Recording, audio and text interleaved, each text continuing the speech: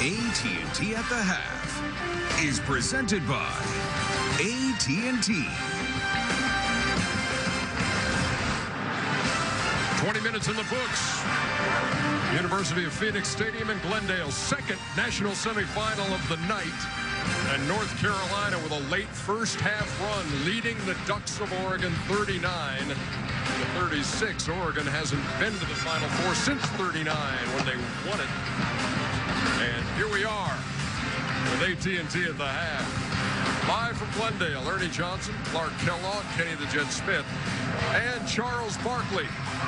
39-36 is the North Carolina lead, and a night when Oregon's sensational Tyler Dorsey hasn't had a field goal yet. A lot of questions about Joel Berry and his ankles going in. Yeah, exactly. He knocked down his first shot. But going back to the job that North Carolina has done on Dorsey, Justin Jackson, we talked about it at the top of the telecast, and he mentioned it, the limp of Jackson really bothering Dorsey. Carolina able to get 11 more shots up, in part because of rebounding, but more because of Oregon's turnovers. The Ducks had 12 turnovers. And when they got it in transition, Kennedy Meeks, they had no answer for it. And Jordan Bell here rolls the ankle, Chuck. Well, that's a bad injury. Hopefully it's not too serious. But, you know, you look, Oregon controlled the tempo of the game except for the last 5 to 7 minutes. They actually played a perfect first half for the first 15 minutes. They got a little out of hand. And Dylan Ennis right here, back-to-back three-pointers out of the corner. Oh, he did. But the thing is, that's when the tempo of the game. But they had the tempo they wanted when it was low scoring. But when you can't run with North Carolina, Coach Altman did a fantastic job the first 15 minutes of keeping the game at the pace he wanted to. And you can't run with these guys. They're just too big. Their length is bothering Brooks and Dorsey. I didn't think Bell would be able to handle those big guys down low without Boucher. And I'm depressed if I'm Oregon, but they played a good first half, and they still down 3. Meeks with 14 and 5 to lead North Carolina. Tyler Dorsey, who has come into this game on fire since the Pac-12 tournament, scoring at least 20 a night in 7 straight games. And in the first half of this one, only 4 points for the Oregon Ducks. What grabbed your attention? Well, it's pretty obvious what's going to work against both teams.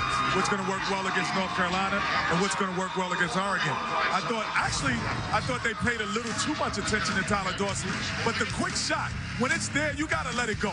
If you're North Carolina, this is the way you play. You do not hesitate on it. But then if you're Oregon, I think the one thing that you have to see is the length, like we said, on Tyler Dorsey has kind of shortchanged him a little bit. But if you dribble penetrate and you dribble penetrate and find the shooters, you will find them. You cannot stay on the perimeter. And again, if you're North Carolina, you're just too big, baby. You got to go inside.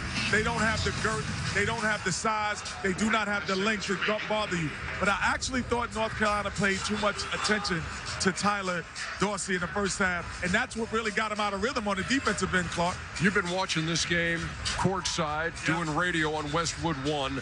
What has been your perspective from there for what you've seen? A couple of things. The size advantage Carolina has is huge. They weren't getting dribble penetration early, but they got a couple of those opportunities late, and that put so much pressure on Oregon because they are at such a size disadvantage.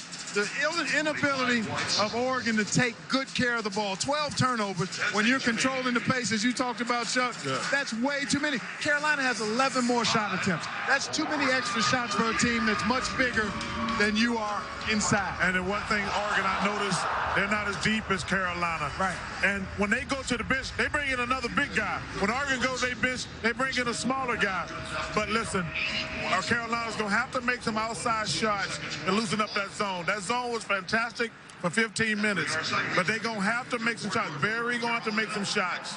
You talk about depth, and coming into this game, UNC had outscored its opponents, had 114 off the bench. Oregon had 35 off the bench coming into this game.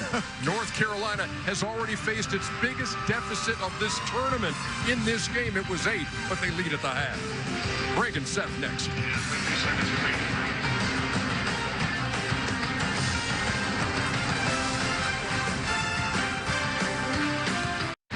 Telecast is copyrighted by the NCAA for their private use of our audience. Any other use of this telecast or any picture, description, or accounts of the game without the NCAA's consent is prohibited.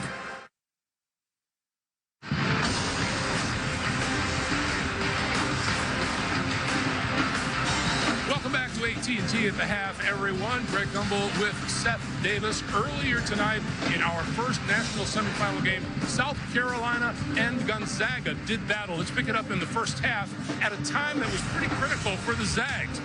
Shemek Karnoski was pretty much getting his own way underneath as the Zags dominated early on. Watch him get blocked at the rim here, then get a hand in the eye from Dwayne Notice. Take a look at it again. Karnoski went down. The Zags had some serious concerns about his availability in the second half. Meanwhile, Jordan Matthews with a three, and the Zags led at halftime 45-36 and even into the early part of the second half. Well, as we all know, South Carolina is a second half team, as they have been throughout the tournament. But I'll tell you what, it looked like Gonzaga wasn't going to let him back in. The freshman, Zach Collins, with the block. And down go the Zags. Jordan Matthews is going to drill the three-pointer here, puts him up by 13. Gonzaga led by 14 with 11 and a half minutes to go. The Gamecocks about to get run out of this gym. Back come the Gamecocks. You're going to see Nigel Williams-Goss there with the two-point bucket. He had 23 points to go along with 6 assists. But you know these Gamecocks don't stay down. How about a 16-0 run to get back in this game? You're going to see P.J. Dozier with the putback. We're all tied at 65. The joint was jumping. Gonzaga has not been in a lot of close games all season. They pull it out. The big fella, Shem Karnowski, with the dunk. He had 13. And then Karnowski again inside, taking the pass from Zach Collins with the soft finish. He did return, Greg, even with that bad eye. Gonzaga, textbook, fouls up 3. Sindarius Thornwell misses the free throw. Killian Tilly, the freshman off the bench, sinks the 2 free throws. They're celebrating in Zagland. Their first ever Final Four. Guess what? Their first ever NCAA championship game.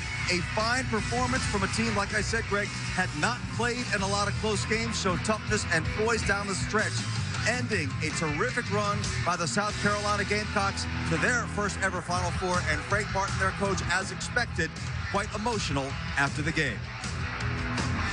That's what it's all about. These kids are great role models. There's a lot of young kids that want to be the next Sindarius Thornwell, Justin Mackey. I don't get to coach them anymore, but they're part of my life forever.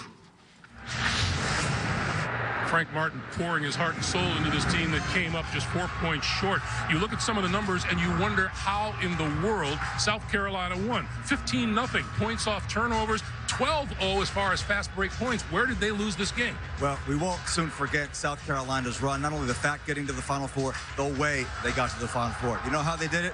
Right here, all heart.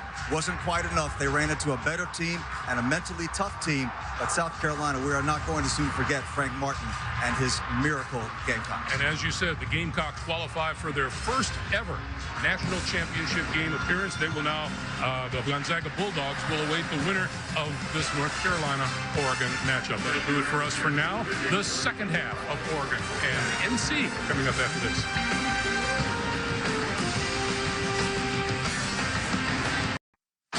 AT&T at the half is presented by AT&T.